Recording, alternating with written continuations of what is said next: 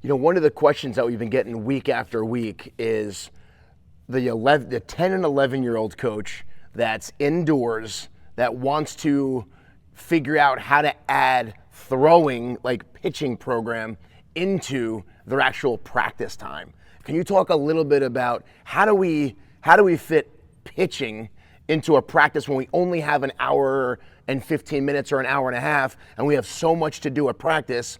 What are some ways that we can add some pitching to that practice? Yeah, that's a tough question, especially when you're trying to work on team-oriented things like situational defense or bunt defense, base running.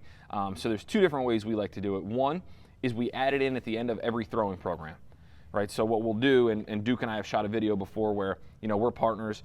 We do our normal throwing program. Once we get back to long toss, we work back into 45 feet.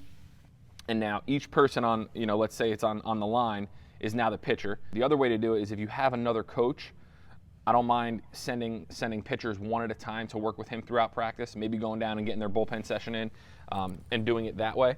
This way, again, you're not taking 25 minutes. You're having one coach or one kid pitch while the rest of the kids are watching, making sure that those kids are busy. So I would either add it in at the end of the throwing program, or I would have a coach designated to work with the pitchers that day.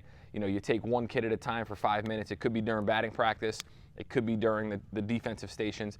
But make sure you add in pitching, because aside from throwing strikes and learning how to pitch, it's important that we build their arm strength up by opening day and monitor their pitch counts and make sure that, kid only throws 15 pitches leading up to opening day. Well, we don't run them out there for 65 pitches on day one. We make sure that there's a progression, there's a build up to opening day, and that kid's arm is healthy and ready to roll. A lot of the things we like to do on opening day is, keep the pitch count minimal, right? We're going out, we're throwing 25 pitches today, or maybe it's going to be a full pitching staff day. We're going to play a 6-inning game, and each pitcher is going to throw 1 inning today on opening day, just to ramp them up and build them up. Don't send them out there on March 1st when it's cold out and run their pitch count way too high.